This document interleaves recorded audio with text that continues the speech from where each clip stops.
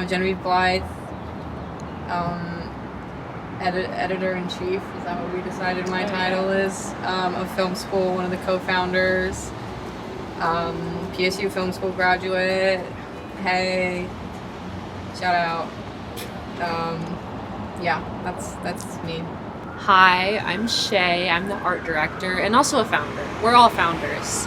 I also went to PSU, and we love movies.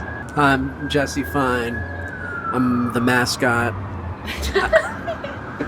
And I went to PSU film school, and former filmmaker. Did you say former? Former filmmaker. We connected so much over our love of film, and we wanted to create a space where people could connect over film and discuss film and watch films.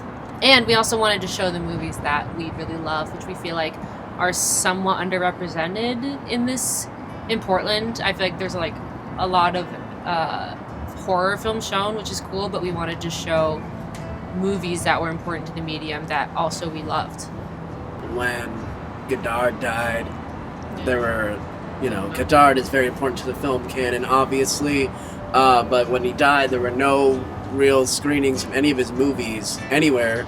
But when Chris Christopherson, who I love, died, we get a bunch of like B-tier, C-tier westerns that Chris Christopherson was in, playing in all the theaters around Portland.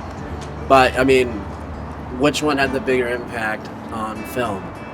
Godard or singer-songwriter Chris Christopherson? I wanted to put emphasis on the aspect of gathering and discussing the films. That we felt like it can be hard to not have a dedicated space. Sure, you go to the theater with the people you know, you might see other people you know, but sometimes it's hard to like stand around and talk, and so we wanted to really have a dedicated time and space for that, and like a little bit of a structure just to help people open up. All of our screenings will be followed by a discussion of the film that is kind of loosely like a classroom discussion where we're talking maybe about the history of the film and how the film makes us feel, what we liked, what we didn't like, and getting people to connect that way, because we think that's a really powerful way for connection and new relationships to form. I mean, we definitely know people who studied film who work regularly. I did not study film. They don't work in film. Well, you work in film, kind of.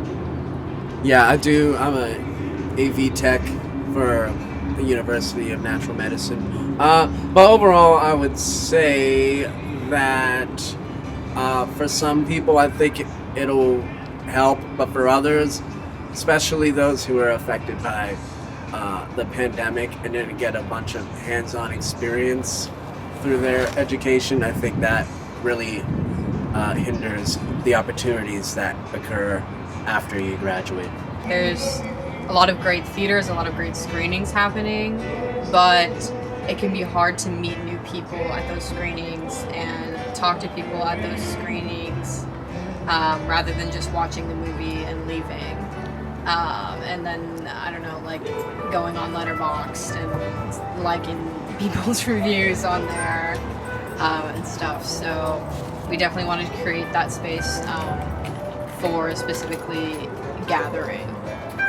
There are film clubs and places where people do communicate and discuss films, but I will say that a lot of those clubs are focused a lot on 80s cult films, horror films, or the same kind of 80s blockbusters that will be screened everywhere and anywhere, and you're not going to say anything new about them. You're not going to get any really new insight on them, and so we're trying to look at the whole film canon here and not just like nostalgia of childhood or specifically things that like our dads grew up with. We're trying to get it all.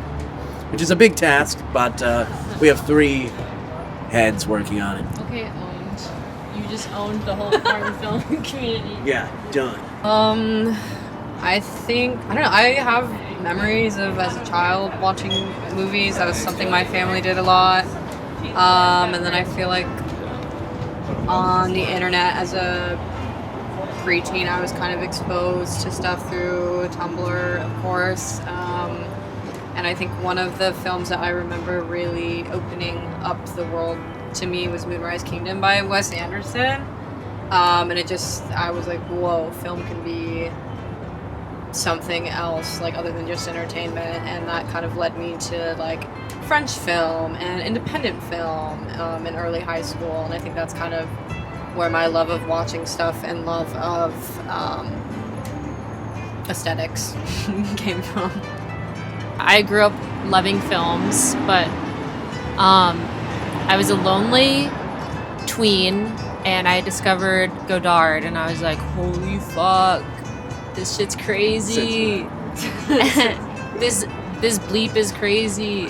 And I just, from there, like, watched all the greats, and I made my whole identity around film. But I still studied graphic design, but I can mix my interests. I looked at movies from, I always wanted to be an actor, so I watched a lot of movies with like fantastic performances or performances with weird characters and recognizable like leading icons. I love just like star texts and celebrities, and I'm kind of like really into that. So I just watched a lot of movies that I would read about that had like great performances, and I focused more on the performances before I was really into like cinematography or writing or anything. It was all about performances. So that's where I came from. The first film that really impacted me, like I was saying, was a Godard film, Pierrot le Fou. It's just really weird and bright and aesthetic and very French. I remember Tree of Life was a huge movie for me by Terrence Malick. The Double Life of Veronique. These are all just really dreamlike and poetic films, because I love dreamlike films. So I would say those are the films that really inspired me. I take the Rocky series very seriously. It's just the ultimate underdog story, both on screen and off screen. As an aspiring filmmaker, screenwriter, actor, whatever, Stallone was like the man. Like, he was broke. You know, everyone knows the story, but you know, he was just like all of us, trying to make it, and he sold his script, but he wanted to do it without him being the lead. And I mean, it's the true underdog success story. And so I got to give props to Rocky. And I used to watch him on cable whenever it was on. I feel like I watch movies mostly to feel something, so not me to be moved. So I would say, Eric Rohmer is my favorite director. I think he just captures like a very naturalistic light.